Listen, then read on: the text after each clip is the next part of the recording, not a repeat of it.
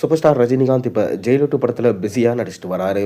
இந்த ஜெயிலர் 2 படத்தை தொடர்ந்து தலைவர் 173 இந்த படத்தை சிபி சக்கரவர்த்தி தான் இருக்கிறாரு. அதை தொடர்ந்து பார்த்தீங்கன்னா இப்போ லேட்டஸ்ட்டாக ஒரு தகவல் கிடைச்சிருக்கு. அதாவது படையப்பா படத்தை ரீரிலீஸ் பண்ணி வெற்றி கண்டிருக்காரு சூப்பர் ஸ்டார் ரஜினிகாந்த். அதாவது படையப்பா படம், இந்த படத்தை கேஎஸ் ரவிக்குமார் எடுத்திருந்தார். கதை மற்றும் திரைக்கதை ப்ரொடக்ஷன் எல்லாமே ரஜினி தான் பார்த்துருந்தார்.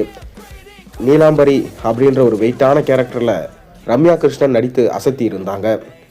25 வருடங்கள் கழித்து ரீரிலீஸ் ஆன படையப்பா படம் கிட்டத்தட்ட அவங்களுக்கு மிக பெரும் லாபத்தையே கொடுத்துருக்கான்.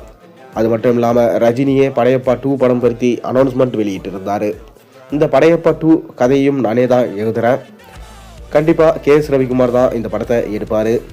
மேலும் ரம்யா கிருஷ்ணன் இந்த படத்தில் நடிக்க பேச்சுவார்த்தைகள் நடைபெற்று வருவதாகவும், ஆனால் அந்த கேரக்டருக்கு செட் ஆகுமா இல்லையா, அப்படி இல்லைனா மிக பெரும் நடிகை இதில் நடிக்க வாய்ப்பு இருப்பதாகவும், எல்லா விஷயங்களும் கரெக்டாக செட் ஆனால் கண்டிப்பாக படையப்பா 2வை நாங்கள் எடுப்போம் அப்படின்னு சொல்லிட்டு சொல்லியிருந்தார். அது மட்டும் இல்லாமல் ரெட் ஜெயின் மூவிஸ் ரஜினியை சந்தித்து ஒரு படம் எடுக்கணும், அதற்காக நீங்கள் கால் ஷீட் கொடுக்கணும் அப்படின்னு சொல்லிட்டு கேட்டிருக்காங்களாம். அது இயக்குனர் யாரை வேணாலும் வச்சுக்கலாம். நீங்கள் எது சொல்கிறீங்களோ, யாரை சொல்கிறீங்களோ அவங்கள வச்சு நம்ம படம் எடுப்போம். பட் ரெட் ஜெயின் மூவிஸுக்கு நீங்கள் கால் ஷீட் கொடுங்க அப்படின்னு சொல்லிட்டு கேட்டிருந்தாங்களாம். அதற்காக ரஜினியுமே சம்மதித்ததாகவும் தகவல்கள் போய்கொண்டிருக்கு. அது தலைவர் 174 உருவாக அதிக வாய்ப்பு இருக்கிறதாகவும் சொல்லப்படுகிறது.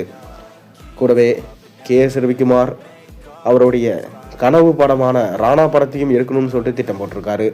ரஜினிக்குமே பார்த்தீங்கன்னா அது ரொம்பவே பிடிச்ச கதை, ஆனால் கடைசி வரைக்கும் அதை பண்ண முடியலை.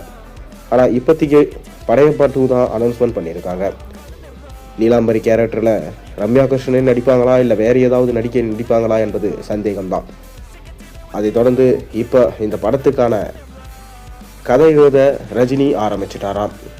ப்ரீ ப்ரொடக்ஷன்ஸ் ஒர்க்கையும் கேஎஸ் ரவிக்குமார் ஸ்டார்ட் பண்ண அதிக வாய்ப்பு இருக்கிறதா சொல்லப்படுகிறது. சமீப காலமாக கேஎஸ் ரவிக்குமார் எந்த படத்தையும் எடுக்கலை.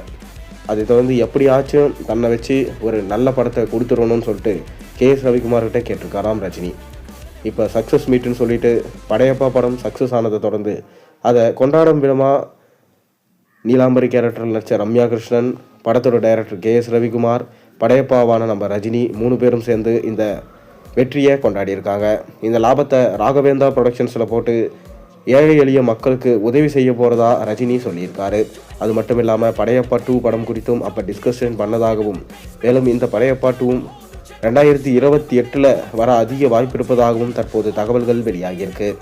மேலும் சூப்பர் ஸ்டார் ரஜினிகாந்தோட நடிப்பில் இப்போ ஜெயிலர் 2 படம் ரிலீஸ் ஆக போது, அதுலேயும் ரம்யா கிருஷ்ணன் தான் நடிச்சிருக்காங்க. அதை தொடர்ந்து தலைவர் 173 படம், இதில் யார் நடிக்க போகிறாங்கன்னு நம்ம பொறுத்திருந்து பார்க்கலாம்.